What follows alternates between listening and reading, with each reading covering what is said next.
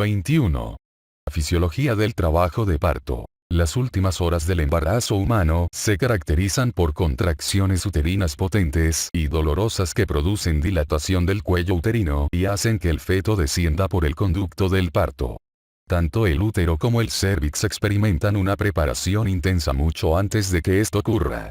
En las primeras 36 a 38 semanas del embarazo normal, el miometrio se encuentra en un estado preparatorio, pero todavía sin respuesta. Al mismo tiempo, el cuello uterino comienza una primera etapa de remodelación denominada ablandamiento, aunque mantiene su integridad estructural. Después de esta quiescencia uterina prolongada, se observa una fase de transición durante la cual se suspende la falta de respuesta miometrial y el cuello uterino experimenta maduración, borramiento y pérdida de la integridad estructural. Los procesos fisiológicos que regulan el parto y el inicio del trabajo de parto todavía no se han definido. Sin embargo, es claro que el comienzo del trabajo de parto representa la culminación de una serie de cambios bioquímicos en el útero y el cuello uterino. Estos se deben a señales endocrinas y paracrinas que proceden de la madre y el feto. Sus aportaciones relativas varían entre distintas especies y son estas diferencias las que complican la dilucidación de los factores exactos que regulan el parto humano. Cuando el parto es anormal, puede haber trabajo de parto prematuro, distocia o embarazo postérmino. De estos, el trabajo de parto prematuro es aún el principal factor que contribuye a la mortalidad y morbilidad neonatales en países desarrollados. Fases del parto. El parto requiere múltiples transformaciones en las funciones uterina y cervicouterina. Como se muestra en la figura 21.1, el parto puede dividirse de manera arbitraria en 4 fases superpuestas que corresponden a las principales transiciones fisiológicas del miometrio y el cuello uterino durante el embarazo.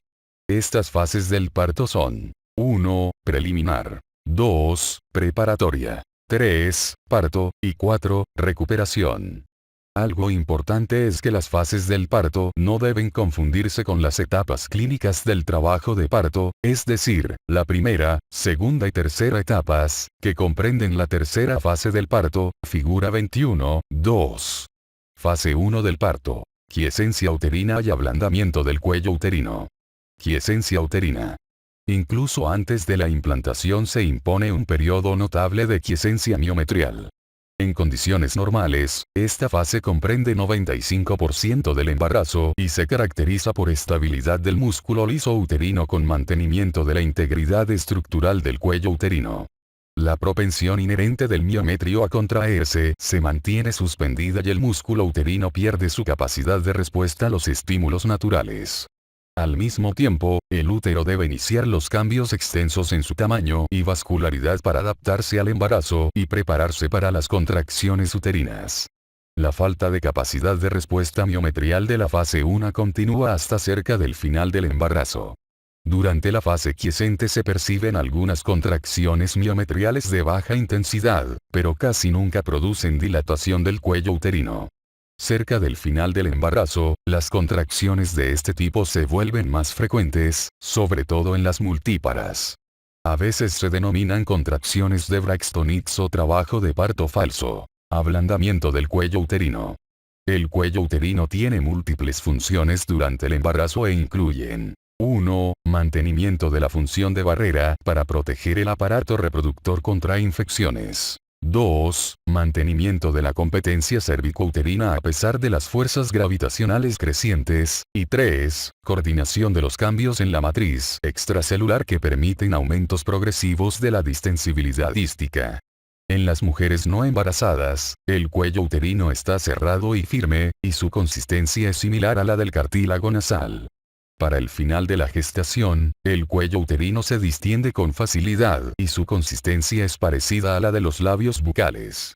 Por tanto, la primera etapa de esta remodelación, llamada ablandamiento, se caracteriza por aumento de la distensibilidad dística, aunque el cuello uterino permanece firme y resistente. Edgar, 1895, fue el primero en describir el ablandamiento palpable del segmento uterino inferior a las 4 a 6 semanas de gestación, y este signo se usó alguna vez para diagnosticar el embarazo. En términos clínicos, la conservación de la integridad anatómica y estructural del cuello uterino es esencial para que la gestación continúe hasta el término. La dilatación del cuello uterino prematura y la incompetencia estructural pueden anticipar el parto. Cambios estructurales durante el reblandecimiento.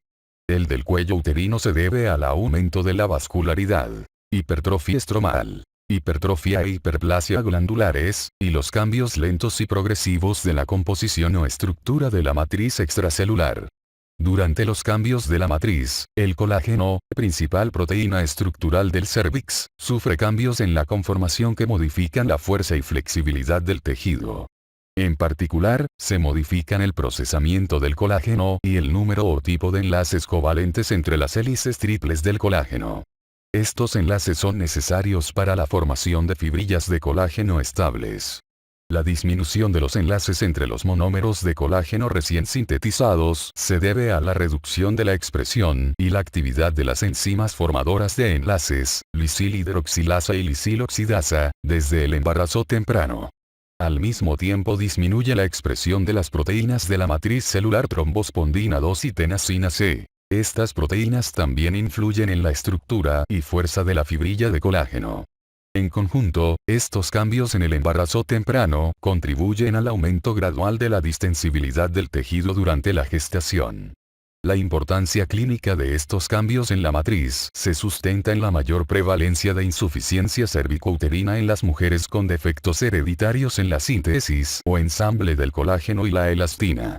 Los ejemplos incluyen los síndromes de Ehlers-Danlos y de Marfan, descritos en la página 1181. Además, las células estromales del cérvix humano expresan un factor de transcripción, el factor de transcripción relacionado con la microftalmia, MITF-CX. Durante el embarazo, este factor mantiene la competencia cervicouterina mediante el bloqueo de la expresión de genes participantes en la dilatación del cuello uterino y el parto. Fase 2 del parto. Preparación para el trabajo de parto. A fin de prepararse para el trabajo de parto, la estabilidad miometrial de la fase 1 del parto debe interrumpirse a través del denominado despertar o activación uterina. Este proceso constituye la fase 2 y representa una progresión de los cambios uterinos durante las últimas 6 a 8 semanas de embarazo. Un hecho importante es que las modificaciones relacionadas con la fase 2 pueden precipitar trabajo de parto prematuro o tardío. Cambios miometriales. Los cambios del miometrio de la fase 2 lo preparan para las contracciones del trabajo de parto. Es probable que este cambio se deba a alteraciones en la expresión de proteínas clave que controlan la contractilidad. Estas proteínas relacionadas con la contracción, CAP, Contraction Associated Proteins, incluyen al receptor para oxitocina, receptor F para prostaglandina y conexina 43. Por consiguiente, los receptores miometriales para oxitocina aumentan demasiado junto con el número y superficie que ocupan las proteínas de las uniones intercelulares comunicantes, como la conexina 43. En conjunto, aumentan la irritabilidad uterina y la capacidad de respuesta a las uterotoninas, sustancias que estimulan las contracciones.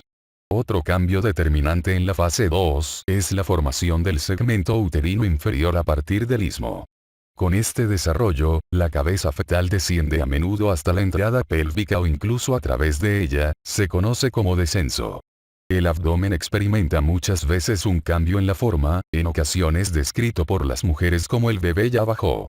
También es probable que el miometrio del segmento inferior sea distinto del que se encuentra en el segmento uterino superior, lo que explica las funciones diferentes durante el trabajo de parto. Esto se apoya en estudios en babuinos que demuestran la expresión diferencial de los receptores para prostaglandinas en el interior de las regiones del miometrio. También se dispone de estudios en seres humanos que muestran un gradiente en la expresión de receptores para oxitocina, con mayor expresión en las células miometriales del fondo. Maduración del cuello uterino durante la fase 2. Antes del inicio de las contracciones, el cuello uterino debe experimentar una remodelación más extensa. En la etapa final, esto conduce a la disminución de la resistencia y la dilatación del cuello uterino con el inicio de las contracciones uterinas intensas.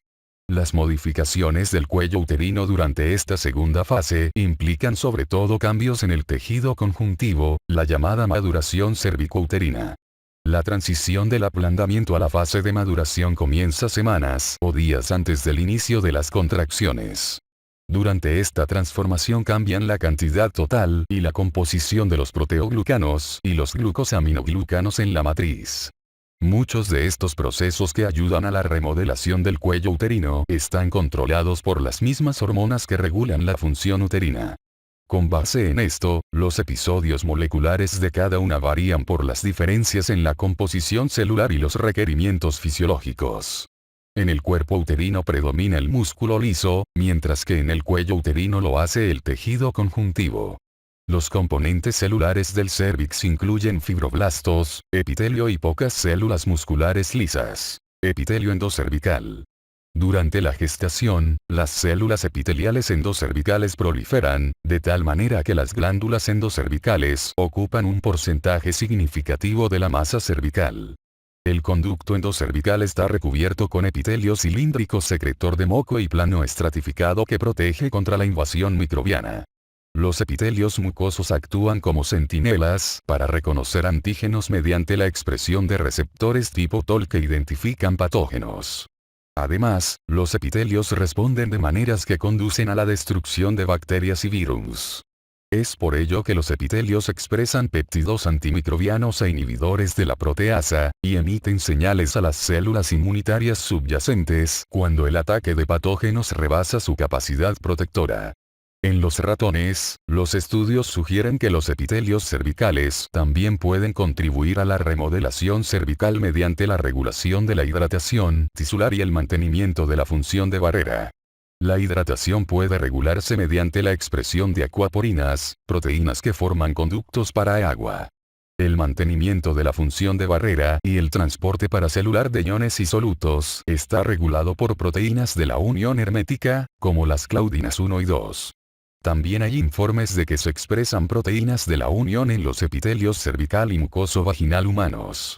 Tejido conjuntivo cervicouterino. Colágeno. El cérvix es un tejido rico en matriz extracelular. Los constituyentes de la matriz incluyen colágeno de tipos 1, 3 y 4, glucosaminoglucanos, proteínas de la matriz celular, proteoglucanos, y elastina. De estos elementos, el colágeno es el factor determinante de la disposición estructural del cérvix. El colágeno es la proteína más abundante en los mamíferos y tiene una vía de biosíntesis compleja que incluye al menos 6 enzimas y chaperones para alcanzar la maduración. Cada molécula de colágeno está formada por 3 cadenas que se envuelven entre sí para formar el procolágeno.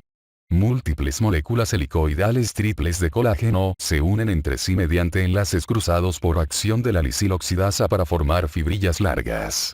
Las fibrillas de colágeno interactúan con pequeños proteoglucanos, como decorina o biglucano, además de proteínas de la matriz celular, como trombospondina 2. Estas interacciones determinan el tamaño de la fibrilla, su empaque y organización, figura 21.3. Esto asegura que las fibrillas de colágeno tengan un diámetro uniforme y se empaquen con un patrón regular y muy organizado. Durante la maduración cervicouterina, el diámetro de las fibrillas de colágeno aumenta y se incrementa el espacio entre estas. Es probable que estos cambios se deban en parte a la acumulación de colágeno con enlaces deficientes y a la menor expresión de proteínas de la matriz celular. La dispersión de las fibrillas de colágeno conduce a la pérdida de la integridad del tejido y aumenta su distensibilidad. Las metaloproteinasas de la matriz, MMP, Matrix metalloproteases, son proteasas capaces de degradar a las proteínas de la matriz extracelular. De estas, los integrantes de la familia MMP degradan al colágeno. Algunos estudios apoyan cierta participación de las metaloproteinasas de la matriz en la maduración del cuello uterino, mientras que otros sugieren que los cambios biomecánicos no concuerdan con la simple activación de la colagenasa y la pérdida del colágeno. Por ejemplo, Bunch y otros, 2004, realizaron estudios biomecánicos en tejidos de rata y sugirieron que la maduración se relaciona más con cambios en la estructura tridimensional del colágeno y menos con su degradación por efecto de las colagenasas. Además, los estudios en ratones y seres humanos no documentan ningún cambio en el contenido de colágeno entre la ausencia de embarazo y la gestación de término. Por lo tanto, es probable que los cambios dinámicos en la estructura del colágeno y no el contenido de esta proteína sean los que regulen la remodelación. Este punto está bien ilustrado en imágenes microscópicas especializadas del colágeno cervicouterino de ratón y ser humano. Como sustento adicional, los polimorfismos o mutaciones en los genes necesarios para el ensamble del colágeno se vinculan con mayor incidencia de insuficiencia cervicouterina. Glucosaminoglucanos. Los glucosaminoglucanos son polisacáridos de alto peso molecular que forman complejos con proteínas para generar proteoglucanos. Un glucosaminoglucano es el hialuronano, un polímero de carbohidrato cuya síntesis se realiza por efecto de las isoenzimas de hialuronano sintasa. La expresión de estas enzimas aumenta en el cérvix durante la maduración. Las funciones de los hialuronanos dependen de su tamaño, y la rotura de moléculas de peso molecular alto u otras más pequeñas se efectúa mediante una familia de enzimas de hialuronidasa. Los genes para esta última se expresan en el cérvix de ratón y ser humano y existen informes de aumento de la actividad de la hialuronidasa en el cérvix de ratón al término del embarazo. El hialuronano de alto peso molecular predomina en el cérvix de ratón durante la maduración y tiene una función dinámica para incrementar la viscoelasticidad y la desorganización de la matriz. El hialuronano de bajo peso molecular tiene propiedades proinflamatorias y los estudios en ratones y mujeres revelan aumento de sus concentraciones durante el trabajo de parto y el puerperio. La importancia de los cambios regulados en el tamaño de los hialuronano durante la maduración y dilatación del cérvix está sustentada en un estudio en el que se valora la administración de hialuronidasa en el cérvix para su maduración en mujeres con embarazo de término. La activación de las cascadas de señalización intracelular y de otras funciones biológicas requiere interacciones con proteínas de unión con hialuronano relacionadas con las células, como versicano, proteoglucanos. Estas glucoproteínas están compuestas por un centro proteínico y cadenas de glucosaminoglucanos. Los cambios en la cantidad de proteína central o en el número, la longitud o grado de sulfatación de las cadenas de glucosaminoglucanos influyen en la función del proteoglucano. Aunque no se encuentran bien definidos, se cree que los cambios en la composición del proteoglucano acompañan a la maduración del cérvix.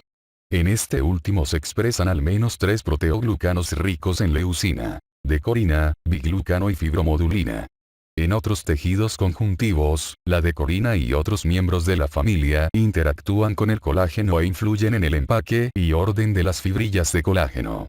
Las fibrillas de colágeno se reacomodan en la piel de ratones con deficiencia de decorina y producen fibras de colágeno débiles, cortas y desorganizadas, figura 21.3. Además del cérvix, estos proteoglucanos se expresan en las membranas fetales y el útero. Los cambios en el nivel de expresión pueden regular la fuerza tensil de la membrana fetal y la función uterina. Cambios inflamatorios. Los marcados cambios en la matriz extracelular durante la maduración del cuello uterino en la fase 2 se acompañan de invasión estromal con células inflamatorias. Esto dio lugar a un modelo en el que la maduración del cuello uterino se considera un proceso inflamatorio, de tal manera que los factores quimiotácticos cervicouterinos atraen a células inflamatorias, que a su vez liberan proteasas que pueden favorecer la degradación del colágeno y otros componentes de la matriz. En la fase 3 o 4 del parto aumenta la expresión cervicouterina de quimiosinas y la actividad de colagenasa/proteasa. Con anterioridad se había asumido que los procesos que regulan las fases 3 y 4 de la dilatación y la recuperación posparto del cuello uterino eran similares a los de la fase 2 de maduración del cuello uterino, pero las observaciones en estudios con seres humanos y animales pusieron en duda esta presuposición. Sakamoto y otros, 2004-2005, no encontraron correlación entre el grado de maduración cervicouterina clínica y las concentraciones tisulares cervicouterinas de interleucina 8 quimiotáctica de neutrófilos. Los estudios con micromatrices que comparan los patrones de expresión génica al término, antes y después de la maduración cervicouterina, notifican escaso aumento de la expresión de genes proinflamatorios. En contraste, existe un incremento notable de los genes proinflamatorios e inmunosupresores en el cérvix después del parto, en comparación con lo observado durante la maduración del cérvix. En modelos murinos existe migración de monocitos, pero no su activación, antes del trabajo de parto. Los ratones con deficiencia del receptor para quimiosina CCR2, importante en el desplazamiento de los monocitos a los tejidos, tienen trabajo de parto en el momento normal. Esto apoya más la sugerencia de que el trabajo de parto no se inicia por una respuesta inflamatoria. Además, la deficiencia tisular de neutrófilos antes del nacimiento carece de efecto en el momento o el éxito del parto. Por último, la activación de los neutrófilos, los macrófagos M1 proinflamatorios y, de manera alternativa de los macrófagos M2, aumenta en las 2 horas siguientes al parto. Esto sugiere la participación de las células inflamatorias en la remodelación y reparación del cérvix después del parto. Inducción y prevención de la maduración cervicouterina. No existen tratamientos para prevenir la maduración cervicouterina prematura. El cerclaje del cuello uterino se emplea para corregir la insuficiencia cervicouterina, aunque el éxito parece limitado. En contraste, el tratamiento para inducir la maduración cervicouterina, para inducir el trabajo de parto incluye la aplicación directa de prostaglandina C2 y F2-alfa. Es probable que las prostaglandinas modifiquen la estructura de la matriz extracelular para favorecer la maduración. Aunque se desconoce el papel de las prostaglandinas en la fisiología normal de la maduración cervicouterina, esta propiedad es útil en la clínica para ayudar a inducir el trabajo de parto. En algunas especies distintas del ser humano, las cascadas de fenómenos que permiten la maduración del cuello uterino son inducidas por la disminución de las concentraciones séricas de progesterona. En los seres humanos, la administración de antagonistas de la progesterona produce maduración del cuello uterino. Como se explica más adelante, es posible que los seres humanos hayan desarrollado mecanismos exclusivos para circunscribir la disminución de la acción de la progesterona al cuello uterino y el miometrio. Fase 3 del parto. Trabajo de parto. Esta fase representa el trabajo de parto activo y por lo general se divide en 3 etapas que conforman la gráfica del trabajo de parto usada con regularidad y mostrada en la figura 21.2. Las etapas clínicas del trabajo de parto pueden resumirse de la siguiente manera. La primera comienza cuando se producen contracciones uterinas espaciadas con frecuencia, intensidad y duración suficientes para iniciar el adelgazamiento del cérvix, o borramiento. Esta etapa del trabajo de parto termina cuando el cérvix está dilatado por completo, alrededor de 10 centímetros, para permitir el paso del feto con tamaño de término. Por lo tanto, la primera etapa del trabajo de parto es la etapa de borramiento y dilatación del cuello uterino. La segunda etapa comienza cuando la dilatación del cuello uterino está completa y termina con el nacimiento. Por esa razón, la segunda etapa del trabajo de parto es la etapa de expulsión fetal. Por último, la tercera etapa inicia justo después del nacimiento del feto y concluye con el alumbramiento de la placenta. Por lo tanto, la tercera etapa del trabajo de parto es la etapa de la separación y expulsión de la placenta. Primera etapa del trabajo de parto. Inicio clínico del trabajo de parto. En algunas mujeres, las contracciones uterinas intensas que producen el parto inician en forma súbita. En otras, el inicio del trabajo de parto es antecedido por la liberación espontánea de una pequeña cantidad de moco sanguinolento por la vagina. Dicho moco llena el conducto cervicouterino durante el embarazo y su liberación se denomina expulsión del tapón mucoso. Hay muy poca sangre en este tapón y su expulsión indica que el trabajo de parto está en proceso o es probable que comience en las siguientes horas o días. Contracciones uterinas en el trabajo de parto. Entre las contracciones musculares fisiológicas, las del músculo liso uterino durante el trabajo de parto son singulares y dolorosas. No se conoce con seguridad la causa del dolor, pero se han sugerido diversas posibilidades. 1. Hipoxia del miometrio contraído, como la de la angina de pecho. 2. Compresión de ganglios nerviosos en el cuello uterino y parte inferior del útero por la contracción de los haces musculares entrecruzados. 3. Estiramiento del cuello uterino durante la dilatación, y 4. Estiramiento del peritoneo sobre el fondo. La compresión de los ganglios nerviosos en el cuello uterino y el segmento uterino inferior por el miometrio contraído es una hipótesis en particular interesante. La infiltración paracervical con un anestésico local casi siempre produce un alivio notorio del dolor durante las contracciones. Las contracciones uterinas son involuntarias y, en su mayor parte, independientes del control extrauterino. El bloqueo neural con la analgesia epidural no reduce su frecuencia o intensidad. En otros ejemplos, las contracciones miometriales en mujeres parapléjicas y en aquellas que se sometieron a simpatectomía lumbar bilateral son normales, pero indoloras. El estiramiento mecánico del cuello uterino intensifica la actividad uterina en varias especies, incluidos los seres humanos. Este fenómeno se refiere como reflejo de Ferguson. No se conoce su mecanismo exacto. Se ha sugerido la liberación de oxitocina, pero no se ha comprobado. La manipulación del cuello uterino y la separación de las membranas fetales se acompañan de un aumento de la concentración sanguínea del metabolito de la prostaglandina F2-alfa, PGFM. El intervalo entre las contracciones disminuye en forma gradual, de unos 10 minutos al principio de la primera etapa del trabajo de parto a tan solo 1 minuto o menos en la segunda etapa. Sin embargo, los periodos de relajación entre las contracciones son esenciales para el bienestar fetal. Las contracciones sin remisión comprometen el flujo sanguíneo uteroplacentario en grado suficiente para causar hipoxemia fetal. En la fase activa del trabajo de parto, la duración de cada contracción varía entre 30 y 90 segundos, con promedio cercano a 1 minuto. Existe una variabilidad notoria en la intensidad de la contracción durante el trabajo de parto normal. En particular, la presión promedio del líquido amniótico generada por las contracciones durante el trabajo de parto espontáneo es de 40 milímetros de mercurio, pero con variaciones entre 20 y 60 milímetros de mercurio. Segmentos uterino superior e inferior evidentes.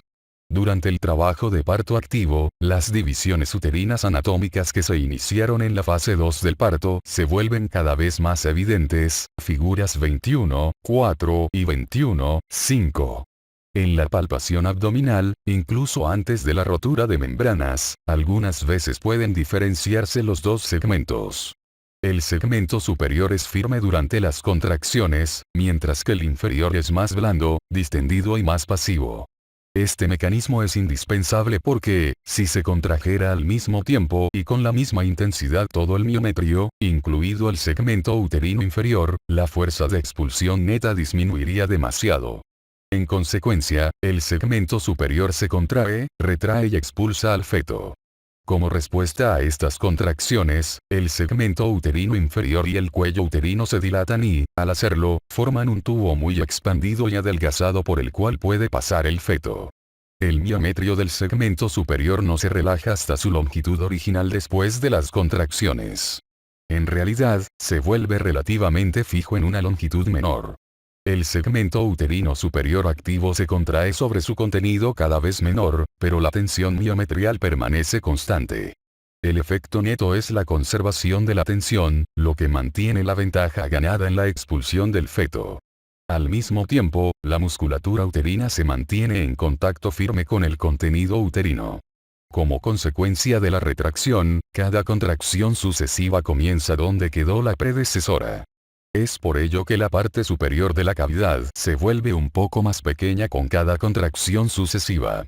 En virtud del acortamiento sucesivo de las fibras musculares, el segmento superior activo se engruesa cada vez más durante la primera y segunda etapas del trabajo de parto, figura 21.4.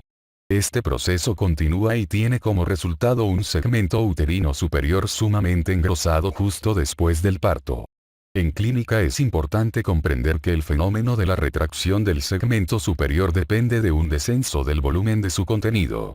Para que esto ocurra, sobre todo al comienzo del trabajo de parto, cuando todo el útero es un saco cerrado con una dilatación mínima del cuello uterino, la musculatura del segmento inferior debe estirarse. Ello hace posible que una parte cada vez mayor del contenido uterino ocupe el segmento inferior. El segmento superior se retrae solo en la medida en que el segmento inferior se distiende y el cuello uterino se dilata. La relajación del segmento uterino inferior refleja la misma progresión gradual de la retracción. Hay que recordar que después de cada contracción del segmento superior, los músculos no regresan a la longitud previa, sino que la tensión permanece sin modificación. En comparación, en el segmento inferior el alargamiento sucesivo de las fibras con el trabajo de parto se acompaña de adelgazamiento, que por lo regular llega a unos cuantos milímetros en la parte más delgada. Como efecto del adelgazamiento del segmento inferior y el engrosamiento simultáneo del segmento superior, se marca una frontera entre ambos con una cresta en la superficie uterina interna, el anillo fisiológico de retracción. Cuando el adelgazamiento del segmento uterino inferior es extremo, como en el trabajo de parto obstruido, el anillo es prominente y forma un anillo de retracción patológico. Esta situación anormal también se conoce como anillo de Vandl, que se describe con más detalle y se ilustra en la página 470. Cambios en la forma uterina durante el trabajo de parto. Cada contracción produce la elongación de la forma ovoide uterina, con la disminución simultánea del diámetro horizontal. Este cambio de forma tiene efectos importantes en el proceso del trabajo de parto. Primero, se observa una mayor presión en el eje fetal. El descenso del diámetro horizontal sirve para rectificar la columna vertebral del feto. Esto presiona el polo superior del feto con firmeza contra el fondo, mientras que el polo inferior se empuja más hacia abajo. Se calcula que la elongación de la forma ovoide llega a 5 y 10 centímetros. Segundo, con la elongación del útero, las fibras musculares longitudinales se tensan. Como resultado, el segmento inferior y el cérvix son las únicas partes del útero flexibles y se desplazan hacia arriba y alrededor del polo inferior del feto. Fuerzas auxiliares en el trabajo de parto. Después de la dilatación completa del cérvix, la fuerza más importante en la expulsión fetal es la producida por la presión intraabdominal materna. La contracción de los músculos abdominales simultánea a los esfuerzos expiratorios con la glotis cerrada se refiere como pujo. La fuerza es similar a la de la defecación, pero la intensidad es mucho mayor. La importancia de la presión intraabdominal se muestra por el descenso prolongado durante el trabajo de parto en mujeres parapléjicas y en las que tienen un bloqueo epidural denso.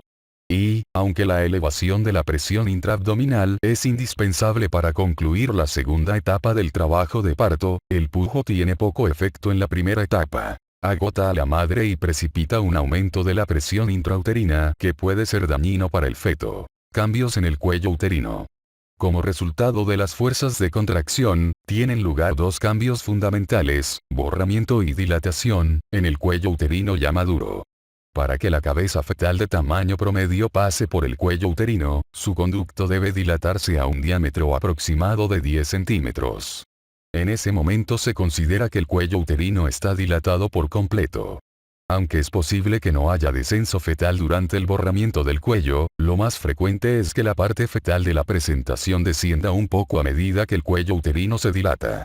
En las nulíparas, durante la segunda etapa del trabajo de parto, la parte de la presentación casi siempre desciende con lentitud y en forma constante. Sin embargo, en las multíparas, sobre todo en aquellas con paridad alta, el descenso puede ser rápido. El borramiento del cuello uterino es la obliteración o contracción del cuello uterino. En clínica se manifiesta por acortamiento del conducto cervicouterino, de una longitud aproximada de 2 centímetros a un simple orificio circular con bordes casi tan delgados como el papel.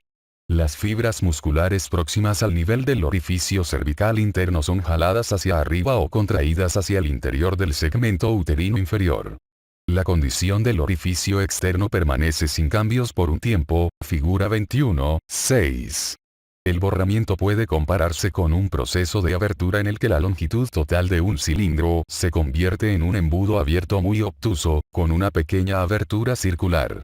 Dado el incremento de la actividad miometrial durante la preparación uterina para el trabajo de parto, en ocasiones se produce borramiento notorio del cuello uterino reblandecido antes de que comience el trabajo de parto activo. El borramiento da lugar a la expulsión del tapón mucoso a medida que el conducto cervicouterino se acorta.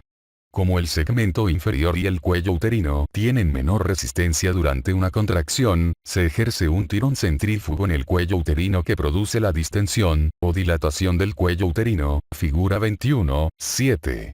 Como las contracciones uterinas ejercen presión sobre las membranas, la acción hidrostática del saco amniótico dilata a su vez al conducto cervicouterino como una cuña. En ausencia de membranas intactas, la presión de la presentación contra el cuello uterino y el segmento uterino inferior es igual de eficaz. La rotura temprana de las membranas no retrasa la dilatación del cuello uterino, siempre que la parte fetal de presentación esté situada para ejercer presión contra el cuello uterino y el segmento inferior. El proceso de borramiento y dilatación del cuello uterino induce la formación de la bolsa anterior de líquido amniótico, que es la porción de avanzada del saco amniótico y el líquido situado al frente de la presentación. Ya se observó en la figura 21.2 que la dilatación del cuello uterino se divide en las fases latente y activa. Esta última se subdivide, además, en fase de aceleración, fase de pendiente máxima y fase de desaceleración. La duración de la fase latente es más variable y sensible a los cambios por factores externos. Por ejemplo, la sedación puede prolongar la fase latente y la estimulación miometrial la corta. La duración de la fase latente tiene poco efecto sobre la evolución posterior del trabajo de parto, mientras que las características de la fase acelerada casi siempre predicen un resultado particular del trabajo de parto. La culminación de la dilatación del cuello uterino durante la fase activa se logra con la retracción cervicouterina alrededor de la presentación. La primera etapa termina cuando la dilatación del cuello está completa. Una vez que comienza la segunda etapa, solo el descenso progresivo de la presentación predice el progreso ulterior. Segunda etapa del trabajo de parto. Descenso fetal. En muchas nulíparas, el encajamiento de la cabeza tiene lugar antes de que inicie el trabajo de parto. Por consiguiente, es posible que la cabeza no descienda más hasta etapas más avanzadas del trabajo de parto. En el patrón de descenso de un trabajo de parto normal, se forma una curva hiperbólica típica cuando se traza la estación de la cabeza fetal en función de la duración del trabajo de parto. La estación describe el descenso del diámetro biparietal fetal en relación con una línea trazada entre las espinas isquiáticas maternas. Por lo general, el descenso activo ocurre cuando la dilatación ha avanzado un tiempo, figura 21.8. En las nulíparas, la mayor velocidad de descenso suele observarse durante la fase de dilatación del cuello uterino de pendiente máxima. En este momento, la velocidad de descenso también es máxima y se mantiene hasta que la presentación alcanza el piso perineal. Cambios en el piso pélvico durante el trabajo de parto. Al conducto del parto lo sostienen varias capas de tejidos que forman en conjunto el piso pélvico y también constituyen un cierre funcional. Estas estructuras anatómicas se muestran con detalle en la página 22. Las estructuras más importantes son el músculo elevador del ano y el tejido conjuntivo fibromuscular que cubre su superficie superior e inferior. Hay cambios marcados en las propiedades biomecánicas de estas estructuras y la pared vaginal durante el parto, que son resultado de los cambios en la estructura o composición de la matriz extracelular. El elevador del ano consiste en los músculos pubovesical, puborrectal e iliococcígeo, que cierran el extremo inferior de la cavidad pélvica como un diafragma. Por lo tanto, se presentan una superficie superior cóncava y una inferior convexa. Las porciones posterior y lateral del piso pélvico, que no están cubiertas por el elevador del ano, se hallan ocupadas a ambos lados por los músculos piriforme y coccígeo. El grosor del músculo elevador del ano varía de 3 a 5 milímetros, aunque los márgenes que rodean al recto y la vagina son un poco más gruesos. Durante el embarazo, el elevador del ano casi siempre experimenta hipertrofia, forma una banda gruesa que se extiende hacia atrás desde el pubis y rodea la vagina a unos 2 centímetros por arriba del plano del himen. Con la contracción, el elevador del ano atrae al recto y la vagina hacia adelante y arriba, en dirección de la sínfisis del pubis, por lo cual cierra la vagina. En la primera etapa del trabajo de parto, las membranas, cuando siguen intactas, y la parte fetal de presentación sirven para dilatar la parte superior de la vagina. El cambio más notorio consiste en el estiramiento de las fibras musculares del elevador del ano. Esto se acompaña del adelgazamiento de la porción central del perineo, que se transforma de una masa cuneiforme de tejido de 5 centímetros de espesor, a una estructura membranosa delgada, casi transparente, con menos de 1 centímetro de espesor. Cuando el perineo se distiende al máximo, el ano se dilata demasiado y presenta una abertura de 2 a 3 centímetros de diámetro por la cual se abulta la pared anterior del recto. Tercera etapa del trabajo de parto. Expulsión de la placenta y membranas. Esta etapa comienza justo después del nacimiento del feto y consiste en la separación y expulsión de la placenta y las membranas. Cuando el feto sale, el útero se contrae en forma espontánea en torno de su contenido decreciente. En condiciones normales, al salir el recién nacido la cavidad uterina está casi obliterada. El órgano es una masa casi sólida de músculo, de varios centímetros de espesor, por arriba del segmento inferior, que es más delgado. En ese momento, el fondo uterino se encuentra justo abajo del nivel del ombligo. Esta disminución súbita del tamaño uterino siempre se acompaña de un decremento del área de implantación placentaria, figura 21.9. Para que la placenta se acomode en esta área reducida, aumenta su grosor. Empero, debido a su escasa elasticidad, se dobla. La tensión resultante separa la capa más débil, la decidua esponjosa, de ese sitio. Por lo tanto, la separación placentaria tiene lugar después de la desproporción creada entre el tamaño placentario inalterado y el tamaño reducido del sitio de implantación. La separación placentaria se favorece en gran medida por la estructura laxa de la decidua esponjosa, la cual puede compararse con la hilera de perforaciones de las estampillas postales. A medida que avanza la separación, se crea un hematoma entre la placenta barra decidua separada y la decidua que permanece unida al miometrio. Por lo general, el hematoma es resultado de la separación, no su causa, ya que en algunos casos la hemorragia es insignificante. Separación de la membrana fetal y extrusión placentaria. La marcada disminución de la superficie de la cavidad uterina produce al mismo tiempo innumerables pliegues en las membranas fetales, el amniocorion y la decidua placentaria, figura 21.10. Por lo general, las membranas permanecen in situ hasta que la separación placentaria está casi completa. Luego se desprenden de la pared uterina, en parte por la contracción adicional del miometrio y en parte por la tracción que ejerce la placenta separada.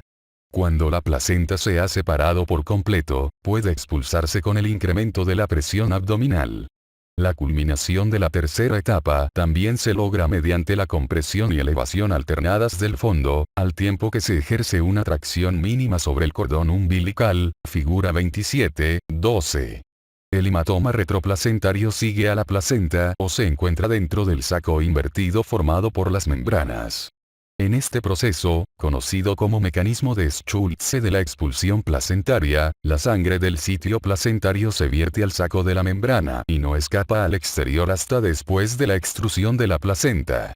En la otra forma de la extrusión placentaria, conocida como mecanismo de Duncan, la placenta se separa primero en la periferia y la sangre acumulada entre las membranas y la pared uterina escapa por la vagina. En este caso, la placenta desciende de forma lateral y su superficie materna aparece primero. Fase 4 del parto. Puerperio. Justo después del parto y por cerca de 1 hora, el miometrio permanece en estado de contracción y retracción rígidas y persistentes. Esto comprime directamente los grandes vasos uterinos y permite la trombosis de su luz para prevenir la hemorragia, figura 2.11. Por lo regular, esto se intensifica con uterotónicos. A continuación, inician de manera oportuna la involución uterina y la reparación cervicouterina, procesos de remodelación ambos que devuelven estos órganos a su estado no gestante. Dichos procesos protegen a los órganos reproductores de la invasión de microorganismos comensales y restauran la capacidad de respuesta endometrial a los ciclos hormonales normales. Durante el puerperio temprano comienza la lactogénesis y el descenso de leche en las glándulas mamarias, como se describe en el capítulo 36. La reanudación de la ovulación señala la preparación para el siguiente embarazo. Las más de las veces, esto sucede 4 a 6 semanas después del parto, pero depende de la duración de la lactancia, así como de la anovulación y amenorrea inducidas por el amamantamiento y mediadas por la prolactina. Procesos fisiológicos y bioquímicos que regulan el parto. Existen 2 teorías contemporáneas acerca del inicio del trabajo de parto.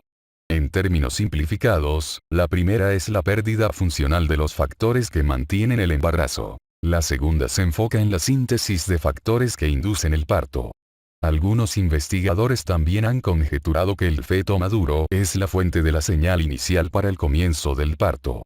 Otros sugieren que la causa inmediata es la existencia de una o más uterotoninas, producidas en mayores cantidades, o el aumento de la cantidad de receptores miometriales para uterotoninas.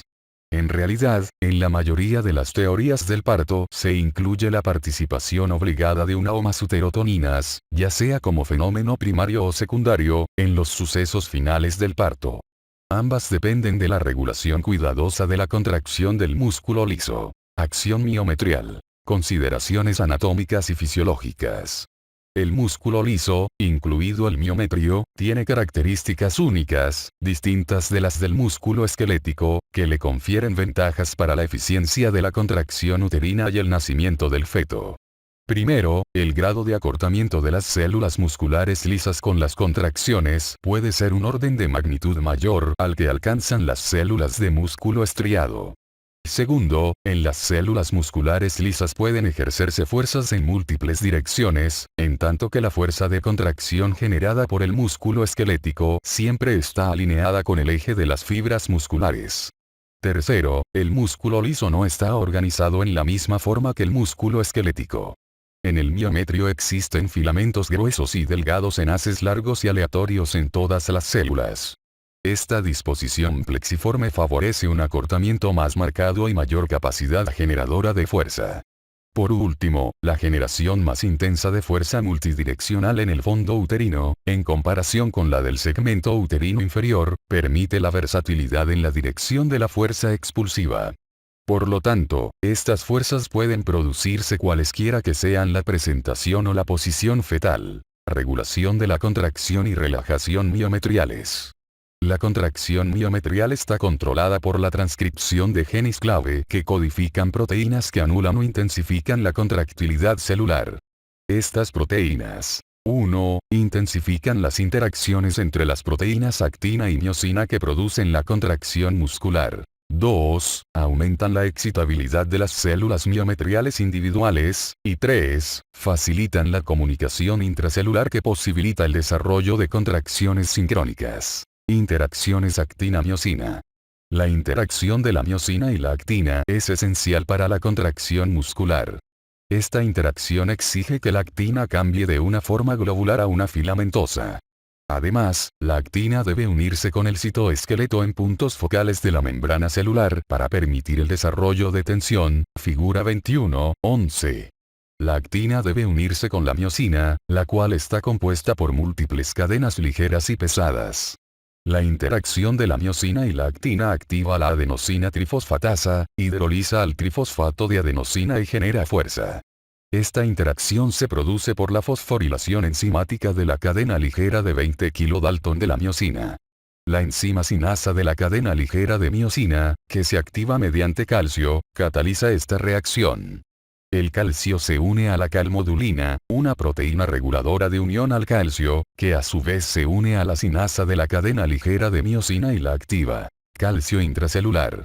Los agentes que estimulan la contracción actúan sobre las células miometriales para aumentar la concentración de calcio intracelular citosólico, o para permitir la entrada de calcio extracelular a través de conductos del calcio regulados por ligando o voltaje, figura 21:11. Por ejemplo, la prostaglandina F2-alfa y la oxitocina se unen a sus receptores durante el trabajo de parto, lo cual abre los conductos del calcio activados por ligando. La activación de estos receptores también libera calcio del retículo sarcoplásmico para reducir la electronegatividad intracelular. Los conductos del calcio activados por voltaje se abren, más iones calcio ingresan a la célula y se produce la despolarización celular. El aumento de la concentración de calcio intracelular citosólico es a menudo transitorio, pero las contracciones se prolongan por la inhibición de la actividad de la miosina fosfatasa. Por lo regular, las condiciones que reducen la concentración de calcio intracelular citosólico e incrementan la concentración intracelular de monofosfato de adenosina cíclico o monofosfato de guanosina cíclico inducen la relajación uterina. La hormona liberadora de corticotropina es uno de varios factores conocidos que regulan la concentración de calcio intracelular citosólico y después modulan la expresión de los conductos de potasio de conductancia grandes, K, en el miometrio humano. Estudios genéticos en los seres humanos y la expresión excesiva transgénica en ratones revelan que los conductos de ion potasio isoforma 3, SK3, de conductancia activados por calcio pequeños también pueden participar en el mantenimiento de la relajación uterina. La expresión del conducto SK3 se atenúa al final del embarazo de término, conforme aumenta la contractilidad, y la expresión excesiva de SK3 en los ratones transgénicos amortigua la fuerza de las contracciones uterinas para impedir el parto. La figura 21.11 muestra un posible mecanismo más que mantiene la relajación. La promoción de la forma globular de la actina, más que las fibrillas necesarias para la contracción. Además de la contractilidad del miocito, su excitabilidad también está regulada por cambios en el gradiente de potencial electroquímico a través de la membrana plasmática. Antes del trabajo de parto, los miocitos mantienen una electronegatividad interior relativamente alta. Este estado se conserva por las acciones combinadas de la bomba de sodio y potasio impulsada por ATPasa y el conducto de potasio sensible a voltaje ion calcio de alta conductancia, los conductos Maxi-K. Durante la quiescencia uterina, el conducto Maxi-K se abre y permite que el potasio salga de la célula para mantener la electronegatividad interior. Al momento del trabajo de parto, los cambios en la electronegatividad conducen a la despolarización y contracción. A medida que progresa el parto, aumenta la sincronización de la actividad eléctrica uterina. Uniones intercelulares comunicantes miometriales. Las señales celulares que controlan la contracción y relajación miometriales pueden transferirse de manera eficaz entre las células a través de conductos de unión intercelular. La comunicación se establece entre los miocitos mediante las uniones comunicantes, que favorecen el paso de corrientes de acoplamiento eléctrico o iónico, además del acoplamiento de metabolitos. Los conductos transmembrana que forman las uniones comunicantes consisten en dos proteínas semiconductos. Cada uno de estos conexones está formado por 6 subunidades proteínicas conexina, figura 21.12. Dichos pares de conexones establecen un conducto entre las células acopladas para el intercambio de moléculas pequeñas, que pueden ser nutrimentos, desechos, metabolitos, segundos mensajeros o iones. Se cree que el número óptimo de uniones comunicantes es importante para la sincronía miometrial eléctrica. 4 conexinas descritas en el útero son las conexinas 26, 40, 43 y 45. Las uniones de conexina 43 son escasas en el útero no gestante, y su tamaño y abundancia aumentan durante el parto humano. Además, los modelos de ratones deficientes en uniones comunicantes enriquecidas en conexina 43 tienen parto tardío, lo que sustenta su función. Receptores en la superficie celular. Hay varios receptores en la superficie celular que pueden regular en forma directa el estado contráctil del miocito. 3 de las clases principales están vinculadas con proteína G, con conductos iónicos y enzimas. Se han identificado muchos ejemplos de cada una en el miometrio humano. Además, parecen modificarse durante las fases del parto. La mayor parte de los receptores acoplados con las proteínas G se relaciona con la activación de la adenilciclasa, como CRHR1 y los receptores para hormona luteinizante, figura 21.13. Sin embargo, otros receptores miometriales acoplados con proteína G guardan relación con la activación de fosfolipasa C, mediada por proteína G. Los ligandos para los receptores acoplados con proteína G incluyen muchos neuropéptidos, hormonas y autacoides. Muchas de estas moléculas están disponibles para el miometrio durante el embarazo en altas concentraciones a través de mecanismos endocrinos o autocrinos, figura 21.14. Dilatación del cuello uterino durante el trabajo de parto. Durante la dilatación cervicouterina entra una cantidad abundante de leucocitos al estroma cervicouterino. Las cantidades en el tejido cervical de factores quimiotácticos, como interleucina 8, aumentan justo después del parto, al igual que los receptores para interleucina 8. La identificación de genes con incremento regulado apenas después del parto vaginal sugiere, además, que la dilatación y las primeras etapas de la reparación puerperal se favorecen por respuestas inflamatorias, apoptosis y activación de proteasas que degradan los componentes de la matriz extracelular. La composición de glucosaminoglucanos, proteoglucanos y fibrillas de colágeno mal formadas que fueron necesarios durante la maduración y dilatación deben eliminarse con rapidez para permitir la reorganización y recuperación de la estructura cervicouterina. En los días siguientes al parto, la recuperación de la estructura cervicouterina implica procesos que resuelven la inflamación, favorecen la reparación tisular y regeneran el tejido conjuntivo denso cervicouterino para que recupere su integridad estructural y fuerza mecánica. Fase 1. Quiescencia uterina y competencia cervicouterina. La quiescencia miometrial es tan notoria y exitosa que tal vez esté inducida por múltiples procesos biomoleculares independientes y cooperadores. De manera individual, es probable que algunos de estos procesos sean redundantes para asegurar la continuación del embarazo. Es probable que todas las formas de sistemas moleculares, neurales, endocrinos, paracrinos y autocrinos, se activen para precipitar y coordinar un estado con nula respuesta uterina relativa. Además, debe existir un sistema complementario a prueba de fallas que proteja al útero de agentes que pueden alterar el estado de la fase 1, figura 21.14. Como se muestra en la figura 21.15, es probable que la fase 1 del parto humano y su quiescencia sean resultado de muchos factores que incluyen 1. Acciones del estrógeno y progesterona a través de receptores intracelulares. 2. Aumento del monofosfato de adenosina cíclico mediado por receptores en la membrana plasmática de las células miometriales. 3. Generación de monofosfato de guanosina cíclico. Y 4. Otros sistemas, incluida la modificación de los conductos iónicos de la célula miometrial. Contribuciones de la progesterona y el estrógeno. En muchas especies, la función de las hormonas esteroides sexuales es clara. La progesterona inhibe y el estrógeno induce los sucesos que conducen al parto. Sin embargo, en los humanos parece más probable que tanto el estrógeno como la progesterona sean componentes de un sistema molecular más amplio que propicia y mantiene la quiescencia uterina. En muchas especies, la eliminación de la progesterona, es decir, la privación de progesterona, es un predecesor directo del paso de la fase 1 a la 2 del parto. Más aún, la administración de progesterona a algunas especies puede retrasar el parto mediante el decremento de la actividad miometrial y la competencia cervicouterina continuada. Los estudios en estas especies condujeron a comprender de mejor manera por qué el miometrio repleto de progesterona de la fase 1 es relativamente incontráctil. Las concentraciones plasmáticas de estrógeno y progesterona en el embarazo normal son enormes y exceden por mucho las constantes de afinidad de sus receptores. Por esta razón es difícil comprender cómo los cambios sutiles en la proporción de sus concentraciones pueden modular los procesos fisiológicos durante el embarazo. Sin embargo, la evidencia teleológica del aumento de la proporción progesterona-estrógeno en el mantenimiento del embarazo y el declive de la proporción progesterona-estrógeno para el parto es abrumadora.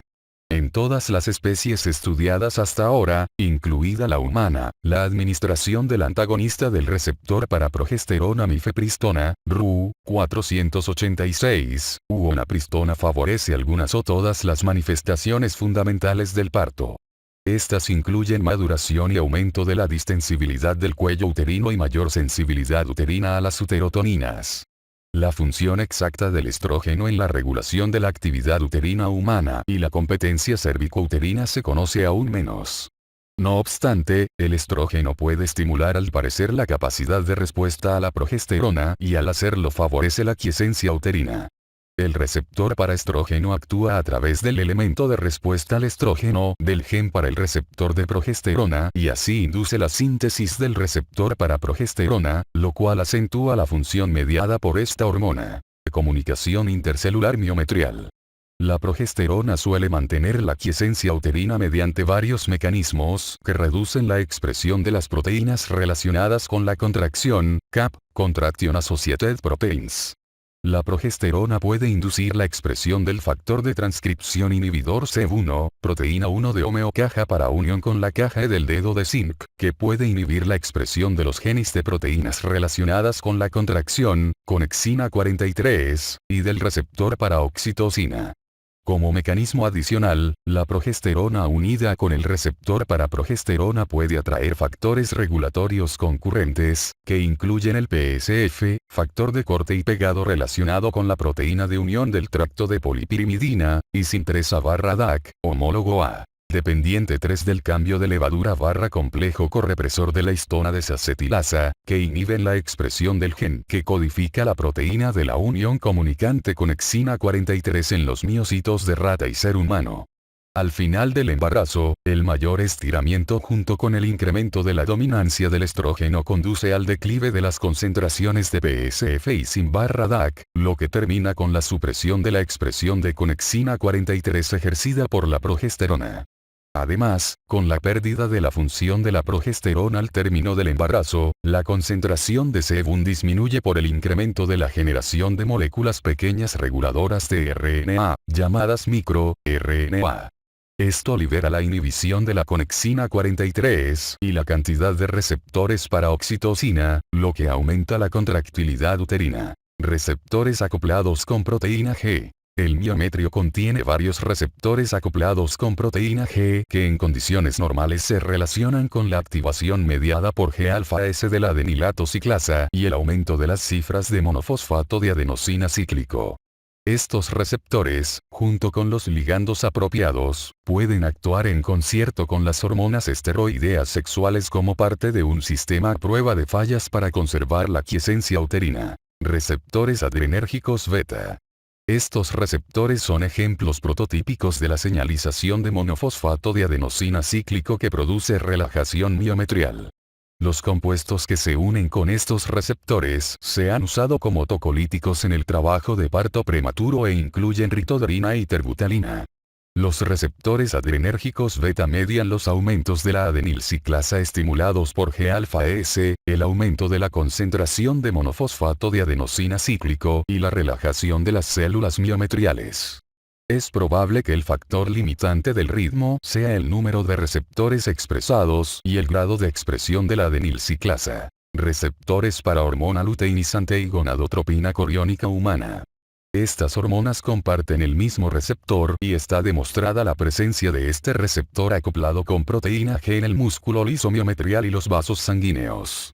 La cantidad de receptores miometriales para hormona luteinizante gonadotrofina coriónica humana durante el embarazo es más alta antes que durante el trabajo de parto. La gonadotropina coriónica activa la adenilciclasa mediante un sistema de la membrana plasmática vinculado con G-alfa-S. Esto reduce la frecuencia y fuerza de contracción, y también el número de uniones intercelulares comunicantes específicas del tejido en las células miometriales. Por consiguiente, las concentraciones circulantes altas de gonadotrofina coriónica humana pueden ser un mecanismo para inducir la quiescencia uterina. Relaxina. Esta hormona peptídica se integra con una cadena A y una B, y posee una estructura similar a la familia de proteínas de la insulina. La relaxina media la prolongación del ligamento púbico, el ablandamiento del cuello uterino, la relajación vaginal y la inhibición de las contracciones uterinas. Hay dos genes humanos independientes para la relaxina, designados como H1 y H2. El gen H1 se expresa sobre todo en la decidua, el trofoblasto y la próstata, mientras que el gen H2 se expresa en particular en el cuerpo amarillo. Se cree que la relaxina en el plasma de las embarazadas proviene solo de la secreción del cuerpo amarillo. La concentración plasmática alcanza su punto máximo cercano a 1 nanogramos por mililitro entre las 8 y 12 semanas, y luego llega a cifras bajas que persisten hasta el término. El receptor de la membrana plasmática para relaxina, el receptor 1 para péptido de la familia de la relaxina, RXFP1, media la activación de la adenilciclasa. La relaxina inhibe las contracciones de tiras de miometrio no gestante, pero no inhibe las del tejido uterino tomado de mujeres embarazadas. La relaxina también influye en la remodelación cervicouterina por medio de la proliferación celular y la modulación de los componentes de la matriz extracelular, como colágeno y hialuronano, hormona liberadora de corticotropina. Esta hormona se sintetiza en la placenta e hipotálamo. Como se explica más adelante, las concentraciones plasmáticas de hormona liberadora de corticotropina aumentan en gran proporción durante las últimas 6 a 8 semanas del embarazo normal y se ha referido su intervención en los mecanismos que controlan el momento del parto humano. En apariencia, la hormona liberadora de corticotropina favorece la quiescencia miometrial durante la mayor parte del embarazo y ayuda a las contracciones miometriales cuando inicia el parto. Estudios recientes sugieren que estas acciones opuestas se producen por acciones distintas de la hormona liberadora de corticotropina a través de su receptor CRHR1. En el miometrio de término sin trabajo de parto, la interacción de hormona liberadora de corticotropina con su receptor CRHR1 activa la vía de señalización GS-adenilato ciclasa monofosfato de adenosina cíclico. Esto inhibe la síntesis de trifosfato de inositol y estabiliza la concentración de calcio intracelular citosólico. En el miometrio de término en trabajo de parto, la concentración de calcio intracelular citosólico aumenta por activación de las proteínas GQ y G mediante hormona liberadora de corticotropina, lo que estimula la síntesis de trifosfato de inositol y aumenta la contractilidad. Otro aspecto de la regulación de hormona liberadora de corticotropina es la ligadura de esta hormona con su proteína de unión, lo que limita su biodisponibilidad.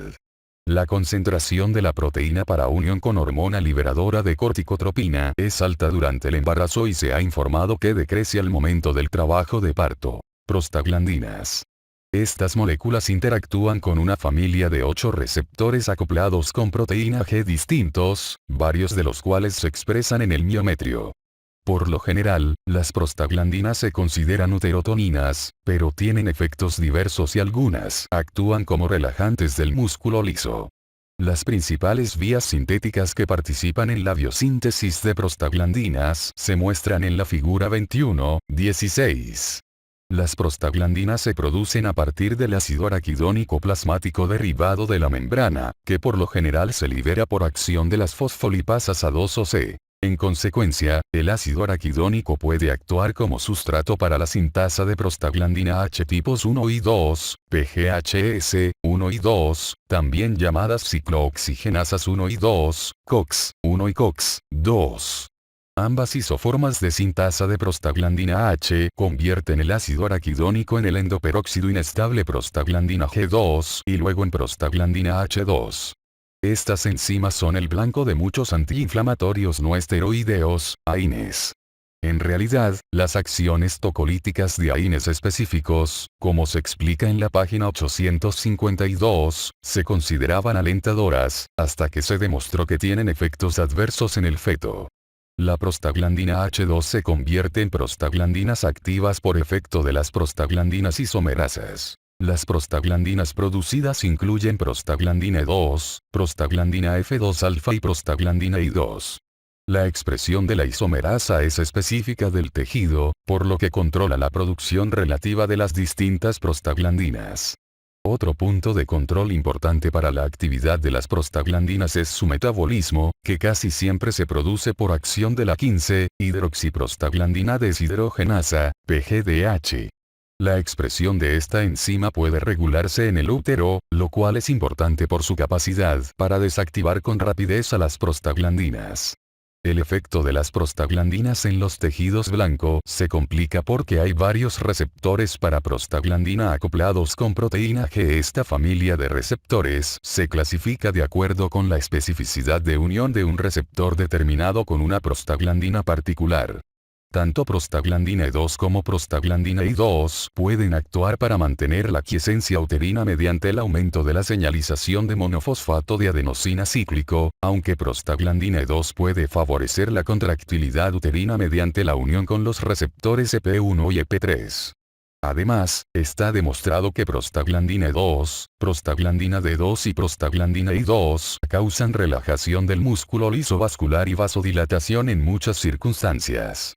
Por lo tanto, es probable que la generación de prostaglandinas específicas o la expresión relativa de varios receptores para prostaglandinas determinen las respuestas miometriales a las prostaglandinas.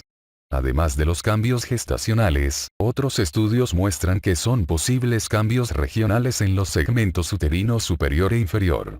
La expresión de ciclooxigenasa 2 está regulada en términos de espacio en el miometrio y el cuello uterino durante el embarazo y el trabajo de parto. Se ha observado un gradiente ascendente de concentración desde el fondo hasta el cuello uterino.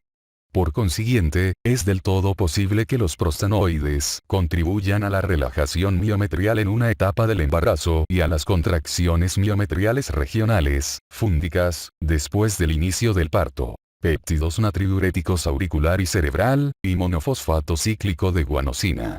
La activación de la guanilciclasa incrementa la cantidad intracelular de monofosfato de guanosina cíclico, lo que también favorece la relajación del músculo liso. La concentración de monofosfato de guanosina cíclico intracelular aumenta en el miometrio y puede estimularse mediante el péptido natriurético auricular, AMP, atrial natriuretic peptide, receptores para péptido natriurético cerebral, BNP, brain natriuretic peptide, y óxido nítrico. Todos estos factores y sus receptores se expresan en el útero gestante. Sin embargo, aún no se ha dilucidado si estos factores y el monofosfato de guanosina cíclico intracelular participan en la quiescencia uterina en la fisiología normal del embarazo. Degradación acelerada de uterotoninas. Además de los compuestos inducidos por el embarazo que favorecen el estado refractario de las células miometriales, se producen aumentos notables de la actividad de enzimas que degradan o desactivan a las uterotoninas endógenas. Algunas de estas y las enzimas que las degradan son 15-hidroxiprostaglandina deshidrogenasa y prostaglandinas, encefalinasa y endotelinas, oxitocinasa y oxitocina, diamina-oxidasa e histamina, catecolometiltransferasa y catecolaminas, angiotensinasas y angiotensina 2, y el factor activador plaquetario, PAF, platelet activating factor, acetilhidrolasa y factor activador plaquetario. La actividad de estas enzimas se acentúa por efecto de la progesterona y muchas decrecen hacia el final del embarazo. Fase 2. Activación uterina y maduración cervicouterina. Privación típica de progesterona y parto. Los factores clave de la activación uterina se muestran en la figura 21-15. En las especies que presentan privación de progesterona, el avance del parto hasta el trabajo de parto puede bloquearse con la administración de progesterona a la madre. Sin embargo, existen informes inconsistentes acerca de si la administración de progesterona a mujeres embarazadas puede retrasar el inicio oportuno del parto o prevenir el trabajo de parto prematuro. La posibilidad de que las inyecciones o los supositorios vaginales de progesterona puedan usarse para prevenir el trabajo de parto se ha analizado en varios estudios con asignación al azar realizados en los últimos 15 años.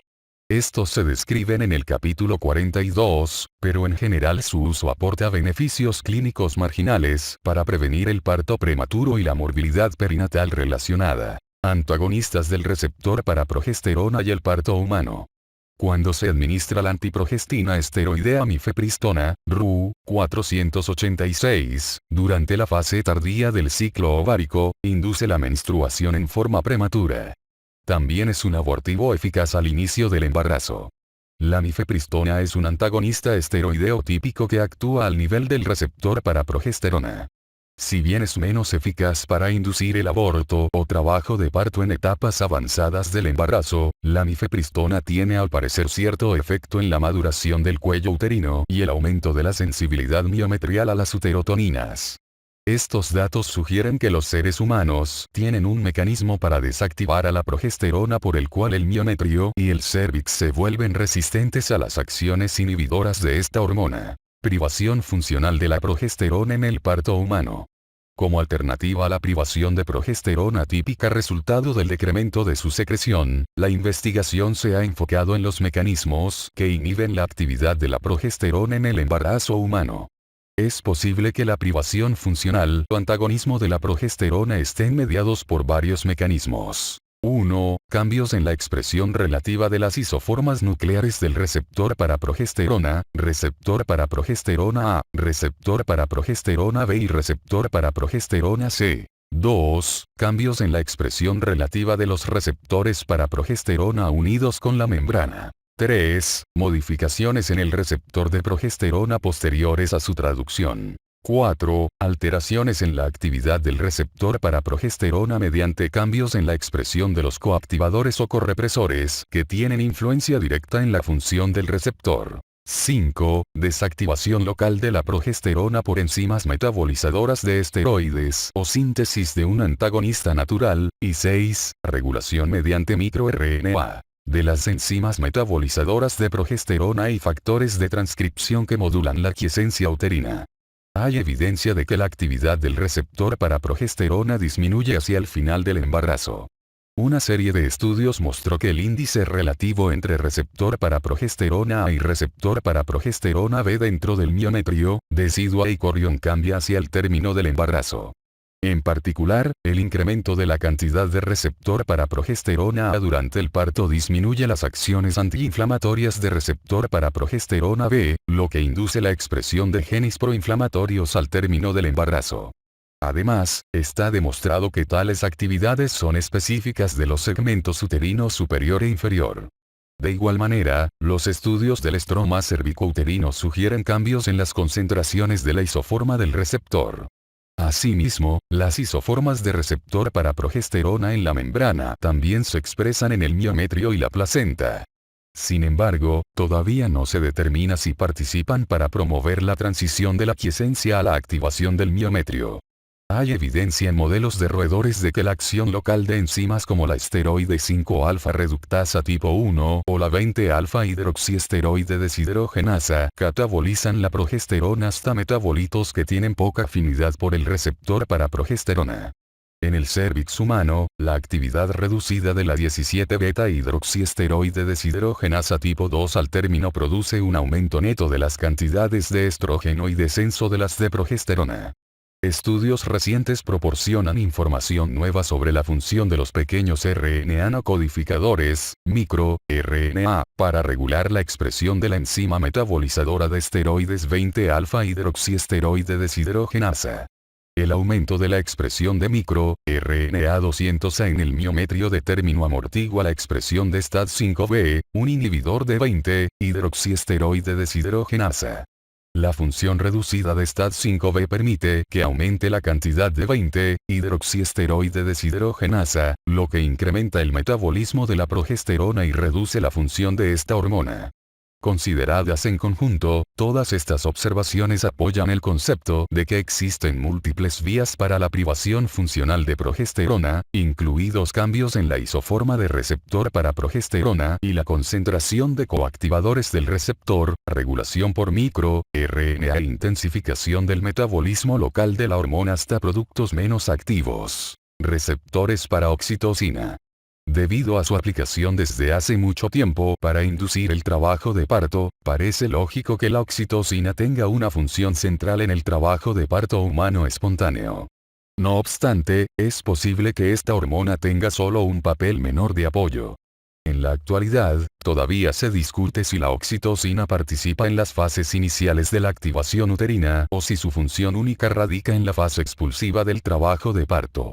La mayor parte de los estudios de la regulación de la síntesis del receptor miometrial para oxitocina se ha efectuado en roedores. La alteración del gen para el receptor de oxitocina en el ratón no afecta el parto. Esto sugiere que, al menos en esta especie, es probable que múltiples sistemas aseguren el parto. Sin embargo, no hay duda de que aumentan los receptores miometriales para oxitocina en la fase 2 del parto. Además, su activación incrementa la actividad de la fosfolipasa C, con aumentos subsecuentes del calcio citosólico y la contractilidad uterina. En apariencia, la progesterona y el estradiol son los principales reguladores de la expresión del receptor para oxitocina.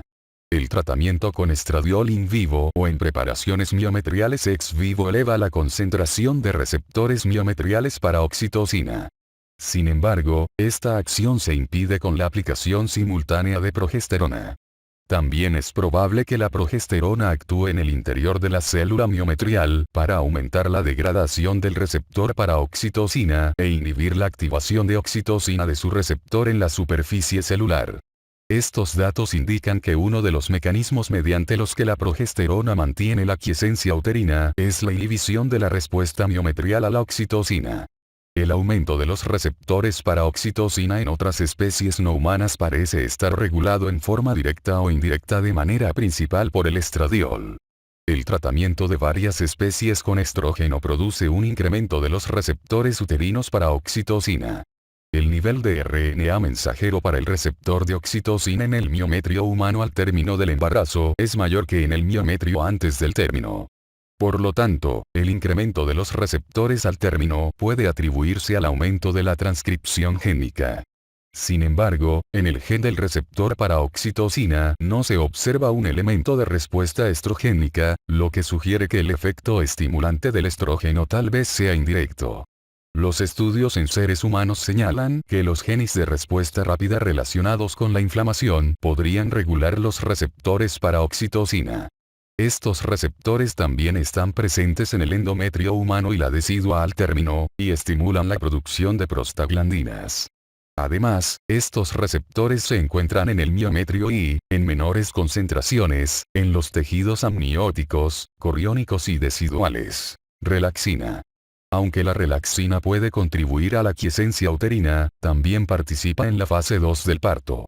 Sus funciones incluyen la remodelación de la matriz extracelular del útero, cervix, vagina, mama y la sínfisis del pubis, así como el fomento de la proliferación celular y la inhibición de la apoptosis.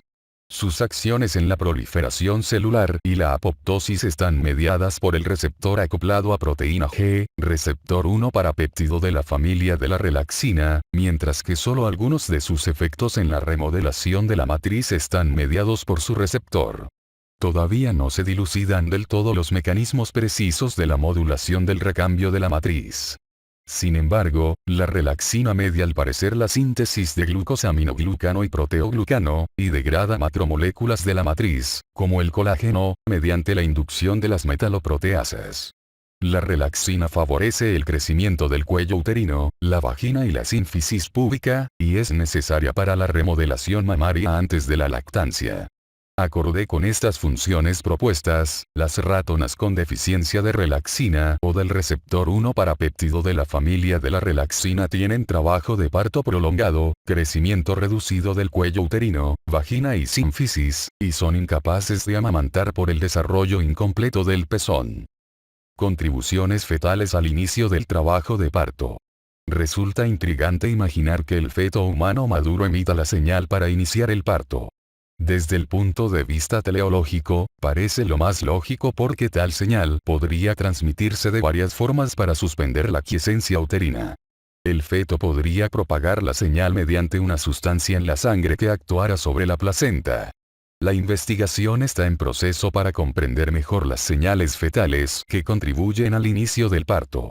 Aunque las señales pueden originarse en el feto, es probable que el útero y el cérvix deban prepararse antes para el trabajo de parto, antes que una uterotonina producida o liberada por el feto tenga la efectividad óptima. Estiramiento uterino y parto. Ahora existe evidencia considerable de que el crecimiento fetal es un componente importante en la activación uterina en la fase 1 del parto. Junto con el crecimiento fetal, existen aumentos significativos de la tensión miometrial y la presión del líquido amniótico. Durante la activación uterina es necesario el estiramiento para inducir proteínas específicas relacionadas con la contracción, CAP. En particular, el estiramiento aumenta la expresión de la proteína de la unión comunicante, conexina 43, y de receptores para oxitocina. El péptido liberador de gastrina, un agonista estimulante del músculo liso, aumenta en el miometrio por el estiramiento. Otros especialistas han formulado la hipótesis de que el estiramiento tiene una función integral con las cascadas endocrinas fetales y maternas de activación uterina. El respaldo clínico de dicha función proviene de la observación de que los embarazos múltiples tienen un riesgo mucho más alto de trabajo de parto prematuro que los de un solo feto.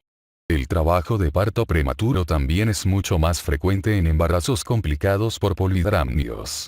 Aunque los mecanismos que causan el parto prematuro en estos dos ejemplos son motivo de debate, debe considerarse la participación del estiramiento uterino. Todavía no se definen los sistemas de señalización celular por los que actúa el estiramiento para regular las células miometriales. Este proceso, la mecanotransducción, Podría incluir activación de receptores en la superficie celular o conductos iónicos, transmisión de señales por la matriz extracelular o liberación de moléculas autocrinas que actúan de manera directa en el miometrio.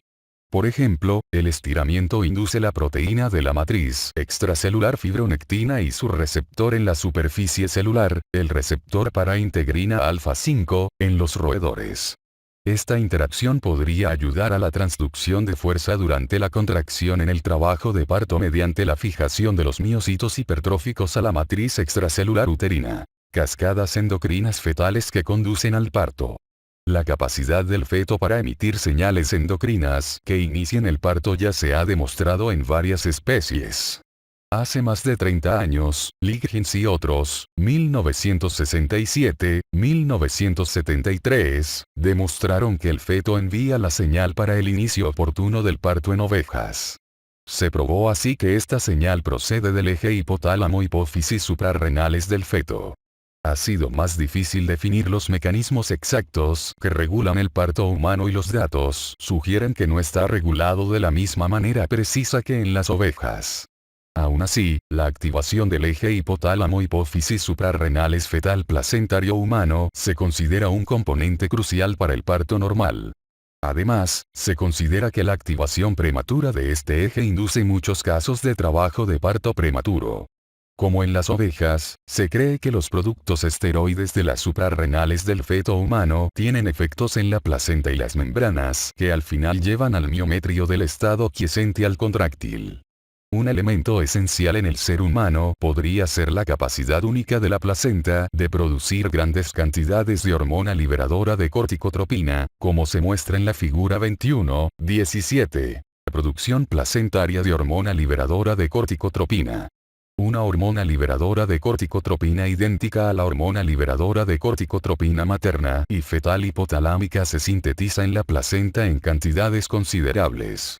Una diferencia importante es que, a diferencia de la hormona liberadora de corticotropina hipotalámica que experimenta retroalimentación negativa por glucocorticoides, el cortisol estimula la producción de hormona liberadora de corticotropina placentaria. Esto ocurre por activación del factor de transcripción, el factor nuclear CAPAB. Esta capacidad hace posible crear una cascada endocrina que se alimenta a sí misma y no termina sino hasta el parto. La concentración plasmática materna de hormona liberadora de corticotropina es baja en el primer trimestre y aumenta desde la mitad del embarazo hasta el término. En las últimas 12 semanas, la concentración plasmática de hormona liberadora de corticotropina aumenta en forma exponencial, alcanza su punto máximo durante el trabajo de parto y luego desciende de manera súbita después del parto. La concentración de hormona liberadora de corticotropina en el líquido amniótico también se incrementa en el embarazo avanzado. La hormona liberadora de corticotropina es el único factor liberador de hormona trófica que tiene una proteína de unión sérica específica. Durante la mayor parte del embarazo, la proteína de unión con hormona liberadora de corticotropina se une al parecer con la mayor parte de la hormona liberadora de corticotropina materna circulante, lo que la mantiene inactiva. Sin embargo, durante el embarazo avanzado la concentración de proteína de unión con hormona liberadora de corticotropina en el plasma materno y el líquido amniótico disminuye, lo cual aumenta en gran medida la concentración de la hormona liberadora de corticotropina biodisponible. En embarazos en los que el feto puede considerarse estresado por diversas complicaciones, las concentraciones de hormona liberadora de corticotropina en plasma fetal, líquido amniótico y plasma materno se elevan en comparación con las observadas en el embarazo normal. Es probable que la placenta sea la fuente de este incremento de la hormona liberadora de corticotropina. Por ejemplo, el contenido de hormona liberadora de corticotropina placentaria fue 4 veces más alto en placentas de mujeres con preeclampsia que en las de embarazos normales. Dichos incrementos de la producción de hormona liberadora de corticotropina durante el embarazo normal y la secreción excesiva de hormona liberadora de corticotropina placentaria en embarazos complicados puede tener una participación en la síntesis de cortisol suprarrenal fetal. También puede causar las cifras subnormales de cortisol en sangre del cordón umbilical que se registran en recién nacidos sometidos a estrés, hormonas liberadoras de corticotropina y momento del parto. Se ha propuesto que la hormona liberadora de corticotropina placentaria tiene varias funciones en la regulación del parto. Es probable que la hormona liberadora de corticotropina placentaria intensifique la producción fetal de cortisol para ejercer una retroalimentación positiva, de tal manera que la placenta produce más hormona liberadora de corticotropina. En el embarazo avanzado, fases 2 o 3 del parto, la modificación en el receptor para hormona liberadora de corticotropina favorece un cambio de la síntesis de monofosfato de adenosina cíclico al aumento de la concentración de calcio en las células miometriales mediante la activación de la proteína sinasa C. La oxitocina atenúa la acumulación de monofosfato de adenosina cíclico estimulada por hormona liberadora de corticotropina en el tejido miometrial. Además, la hormona liberadora de corticotropina incrementa la potencia de la contracción para una dosis determinada de oxitocina en tiras de miometrio humano. La hormona liberadora de corticotropina acentúa la fuerza contráctil miometrial como respuesta a la prostaglandina F2-alfa. Por último, se ha demostrado que la hormona liberadora de corticotropina estimula la síntesis de esteroide C19 suprarrenal, lo que aumenta el sustrato para la aromatización placentaria. La mayor síntesis de estrógenos cambiaría el índice estrógeno sobre progesterona e induciría la expresión de una serie de proteínas contráctiles miometriales. Algunos clínicos han propuesto que el incremento de la concentración de hormona liberadora de corticotropina al final de la gestación refleja un reloj fetoplacentario. Las concentraciones de hormona liberadora de corticotropina varían en amplio margen de una mujer a otra y la velocidad de aumento en la concentración de hormona liberadora de corticotropina materna es en apariencia un factor de predicción más exacto del resultado del embarazo que una sola medición. En este aspecto, la placenta y el feto influyen mediante fenómenos endocrinos en el momento en que el parto tiene lugar al final del embarazo normal, surfactante pulmonar fetal y parto. La proteína surfactante A, SPA, producida por los pulmones fetales es indispensable para la maduración de estos. Su concentración es elevada en el líquido amniótico al final de la gestación en ratones. Estudios en ratones sugieren que la elevación de la concentración de proteína surfactante A en el líquido amniótico activa a los macrófagos del líquido para migrar al miometrio e induce el factor nuclear kappa B. Este factor activa los genes de reacción inflamatoria en el miometrio, lo que a su vez favorece la contractilidad uterina. Este modelo apoya la hipótesis de que hay señales fetales que participan en el inicio del parto. La proteína surfactante A se expresa en el amnios y la decidua humanos, se encuentra en el líquido amniótico y activa las vías de señalización en las células miometriales humanas. Todavía no se han dilucidado los mecanismos exactos por los que la proteína surfactante A activa la contractilidad miometrial en las mujeres. La proteína surfactante A inhibe de manera selectiva la prostaglandina F2-alfa en la decidua de término y la concentración de proteína surfactante A en líquido amniótico desciende al término del embarazo. Anomalías fetales y parto tardío. Existe evidencia limitada según la cual los embarazos con disminución marcada de estrógeno pueden relacionarse con prolongación de la gestación. Estos experimentos naturales incluyen anencefalia fetal con hipoplasia suprarrenal y los embarazos con deficiencia hereditaria de la sulfatasa placentaria. El amplio intervalo de la duración gestacional observado con estos trastornos genera una interrogante acerca del papel exacto del estrógeno en el inicio del parto humano. Otras alteraciones fetales que impiden o reducen en gran proporción la llegada de la orina fetal al líquido amniótico, agenesia renal, o a las secreciones pulmonares, hipoplasia pulmonar, no prolongan el embarazo humano. Por lo tanto, no parece que sea obligada una señal fetal mediante la rama paracrina del sistema de comunicación materno-fetal para que se inicie el parto. Algunas anomalías cerebrales del ternero fetal, el cordero fetal, y algunas veces el feto humano, retrasan el momento normal del parto. Hace más de un siglo, Rea, 1898, observó una relación entre la anencefalia fetal y la gestación humana prolongada. Malpass, 1933, amplió estas observaciones, describió un embarazo con feto anencefálico que se prolongó a 374 días, 53 semanas, y concluyó que la relación entre la anencefalia y el embarazo prolongado era atribuible a la función anómala del cerebro hipófisis suprarrenales fetales. Las glándulas suprarrenales del feto anencefálico son muy pequeñas. Es posible que al término de la gestación tengan solo 5 a 10% del tamaño de las de un feto normal. Esto se debe a una falla en el desarrollo de la zona fetal que, en condiciones normales, representa la mayor parte de la masa suprarrenal fetal y la producción de hormonas esteroideas C19. Estos embarazos se relacionan con trabajo de parto tardío y sugieren que las glándulas suprarrenales fetales son importantes para el inicio oportuno del parto. Fase 3. Estimulación uterina. La fase del parto es sinónimo de contracciones uterinas que dan lugar a dilatación progresiva y el nacimiento. Los datos actuales favorecen la teoría de las uterotoninas para el inicio del trabajo de parto. El incremento de la producción de uterotonina aparecería después de la suspensión de la fase 1 y cuando se ponen en marcha los procesos de la fase 2. Es probable que varias uterotoninas sean importantes para el éxito de la fase 3, es decir, el trabajo de parto activo, figura 21.15. Dado que es probable que múltiples procesos contribuyan a la falta de respuesta miometrial de la fase 1 del parto, es factible que otros procesos contribuyan en conjunto a un sistema que asegure el éxito del trabajo de parto.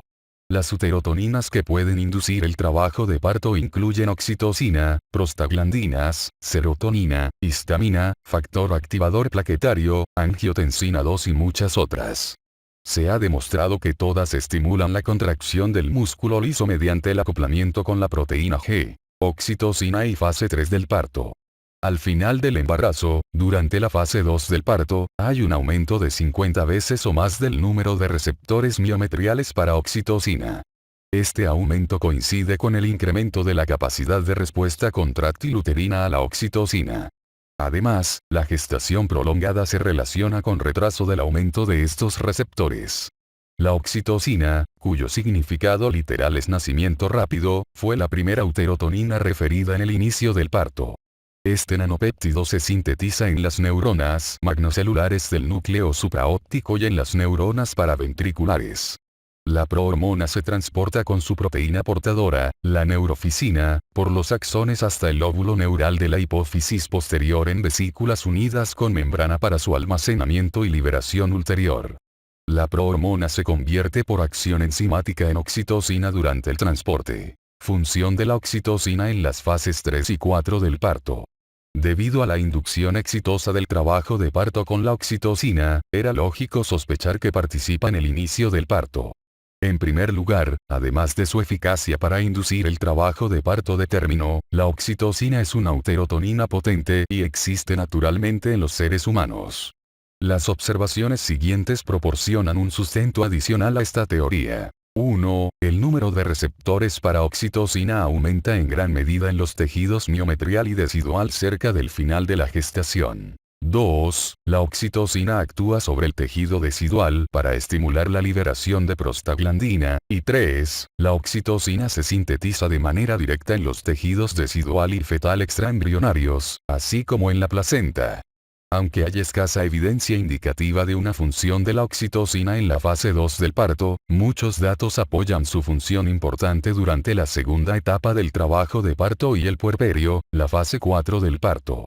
En particular, existen concentraciones elevadas de oxitocina sérica materna. 1. Durante la segunda etapa del trabajo de parto, que es el final de la fase 3 del parto. 2. En el puerperio temprano, y 3. Durante el amamantamiento. Justo después de la expulsión del feto, la placenta y las membranas, lo que completa la fase 3 del parto, las contracciones uterinas firmes y persistentes y la retracción miometrial son esenciales para prevenir la hemorragia puerperal. Es probable que la oxitocina cause contracciones persistentes. La infusión de oxitocina en mujeres incrementa las cantidades del RNA mensajero de los genes miometriales que codifican proteínas esenciales para la involución uterina. Estas incluyen colagenasa intersticial, proteína 1 quimiotáctica de monocitos, interleucina 8 y urosinasa receptora activadora del plasminógeno. Por lo tanto, es probable que la acción de la oxitocina al final del trabajo de parto participe en la involución uterina, prostaglandinas y fase 3 del parto.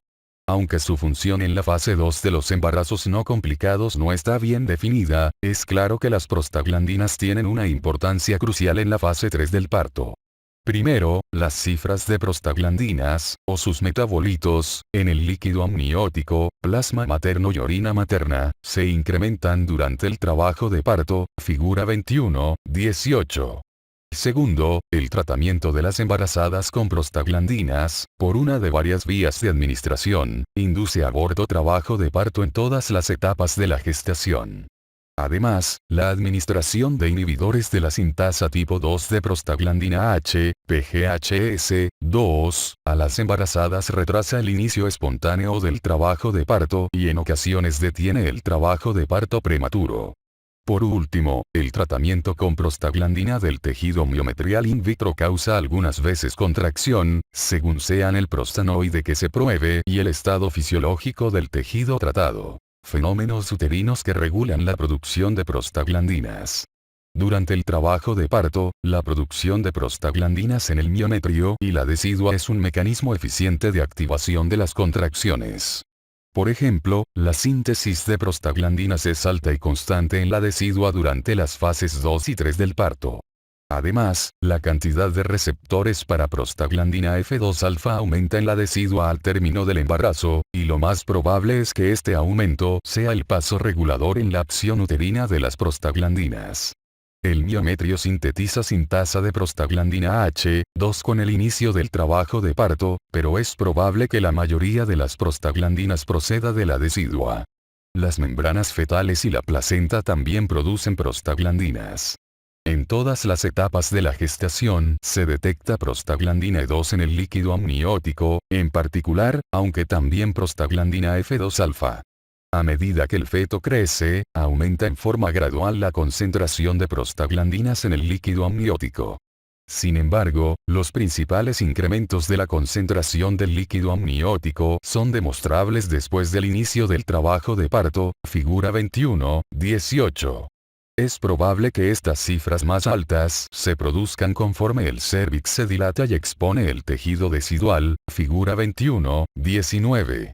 Se cree que estas concentraciones elevadas en la parte de presentación de la bolsa, en comparación con las del compartimiento superior, son resultado de una reacción inflamatoria que emite señales conducentes al trabajo de parto activo.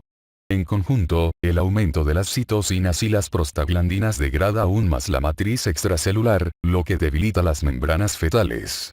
Los hallazgos de Kemp y otros, 2002, y Kelly, 2002, apoyan una posibilidad de que los mediadores inflamatorios favorezcan la dilatación del cuello uterino y los cambios en el segmento uterino inferior.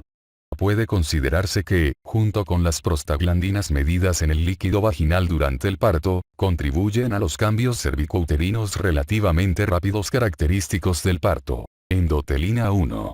Las endotelinas son una familia de péptidos con 21 aminoácidos que inducen con fuerza la contracción miometrial. El receptor para endotelina A se expresa de manera preferente en el músculo liso y produce un incremento del calcio intracelular. La endotelina 1 se produce en el miometrio de los embarazos de término y puede inducir la síntesis de otros mediadores contráctiles, como las prostaglandinas y mediadores inflamatorios. Todavía no se aclara el requerimiento de endotelina 1 en la fisiología normal del parto. Sin embargo, hay evidencia de alteraciones relacionadas con la expresión anormal de endotelina 1, como parto prematuro y leiomiomas uterinos. Angiotensina 2. En el útero se expresan dos receptores para angiotensina 2 vinculados con proteína G, AT1 y AT2.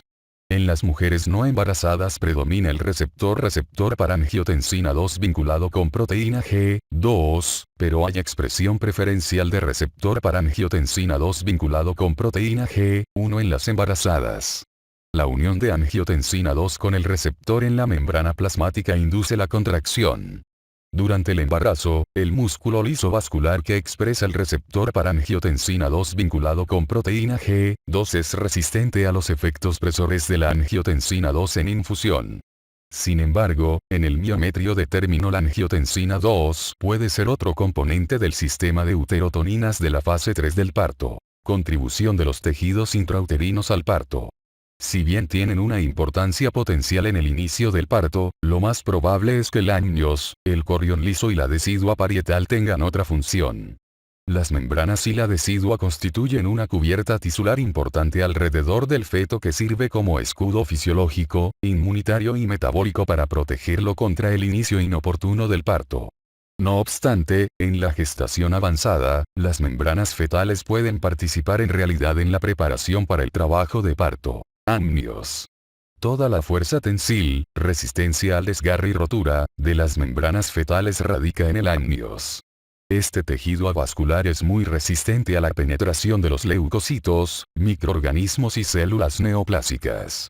También constituye un filtro selectivo para impedir que las secreciones pulmonares y cutáneas con partículas lleguen al compartimiento materno.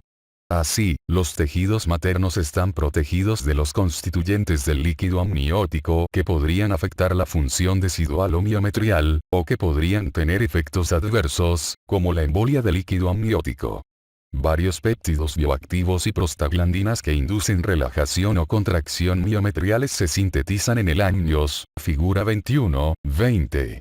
En etapas avanzadas del embarazo, la biosíntesis amniótica de prostaglandinas aumenta y se incrementa la actividad de la fosfolipasa A2 y la sintasa de prostaglandina H2. Por consiguiente, muchos sostienen la hipótesis de que las prostaglandinas regulan fenómenos que conducen al parto. Es probable que el amnio sea la principal fuente de prostaglandinas en el líquido amniótico y es clara su función en la activación de las cascadas que favorecen la rotura de membranas. Sin embargo, no es tan precisa la influencia de las prostaglandinas derivadas del amnios en la quiescencia y activación uterinas. Esto se debe a que el transporte de prostaglandina del amnios a través del corión para llegar a los tejidos maternos está limitado por la expresión de la enzima desactivadora, la prostaglandina deshidrogenasa, corión liso. Esta capa de tejido también es, de manera primordial, protectora y permite la aceptación inmunitaria. El corión también está enriquecido con enzimas que desactivan a las uterotoninas. Las enzimas incluyen la prostaglandina deshidrogenasa, PGDH, oxitocinasa y encefalinasa. Como se indicó ya, la 15-hidroxiprostaglandina deshidrogenasa desactiva las prostaglandinas derivadas del amnios. Con la rotura coriónica, esta barrera se perdería y las prostaglandinas influirían con facilidad en la decidua y miometrio adyacentes. También hay datos de que las cantidades de 15-hidroxiprostaglandina deshidrogenasa en el corión disminuyen durante el trabajo de parto. Esto permitiría mayor actividad de la metaloproteinasa de la matriz estimulada por prostaglandina relacionada con la rotura de la membrana. Además, haría posible la entrada de prostaglandina al compartimiento materno para estimular la contractilidad miometrial. Es probable que la progesterona mantenga la expresión coriónica de 15-hidroxiprostaglandina deshidrogenasa, mientras que el cortisol atenúa su expresión. Por lo tanto, las concentraciones de 15-hidroxiprostaglandina deshidrogenasa disminuirían hacia el final del embarazo, a medida que la síntesis fetal de cortisol aumenta como parte de la supresión de la progesterona decidua. Una contribución metabólica de la decidua parietal al inicio del parto es una posibilidad atractiva por razones anatómicas y funcionales. La generación de uterotoninas deciduales que actúan en forma paracrina en el miometrio contiguo es intuitiva. Además, la decidua expresa enzimas que metabolizan esteroides, como la 20-alfa-hidroxiesteroide deshidrogenasa y el esteroide 5-alfa-R1 que podrían regular la supresión local de la progesterona. La activación decidual se caracteriza por aumento de las células proinflamatorias y aumento de la expresión de citocinas proinflamatorias, prostaglandinas y uterotoninas, como los receptores para oxitocina y la conexina 43. Las citocinas producidas en la decidua pueden incrementar la síntesis de uterotoninas, sobre todo prostaglandinas. Otra posibilidad es que tengan efecto directo en el miometrio para inducir contracción. Los ejemplos son el factor de necrosis tumoral alfa y las interleucinas 1, 6, 8 y 12. Estas moléculas también pueden actuar como quimiosinas que atraen neutrófilos y eosinófilos al miometrio, lo que aumenta aún más las contracciones y el trabajo de parto. Existen dudas acerca de si la concentración de prostaglandinas o su producción en la decidua aumentan con el inicio del trabajo de parto al término. Olson y Amann, 2007, sugieren que la principal regulación de la acción de prostaglandina decidual no es la síntesis de esta, sino el incremento de la expresión del receptor para la prostaglandina F2-alfa. Resumen. Regulación de las fases 3 y 4 del parto. Es probable que procesos múltiples, y tal vez redundantes, contribuyan al éxito de las tres fases del trabajo de parto activo una vez que se suspende la fase 1 del parto y comienza la fase 2. La fase 3 se intensifica por el aumento de la activación de receptores acoplados con proteína G que inhiben la formación de monofosfato de adenosina cíclico, aumentan las reservas de calcio intracelular y favorecen la interacción de la actina y la miosina con la generación subsiguiente de fuerza.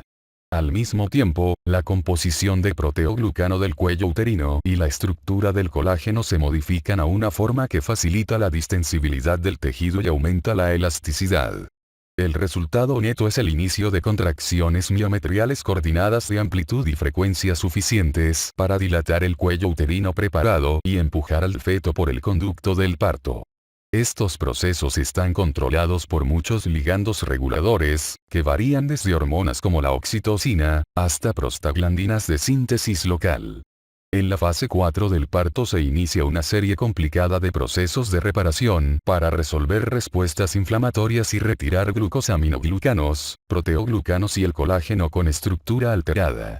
Al mismo tiempo, se sintetizan componentes celulares y de la matriz indispensables para concluir la involución uterina, y se recupera el tejido conjuntivo denso, así como la integridad estructural del cuello uterino.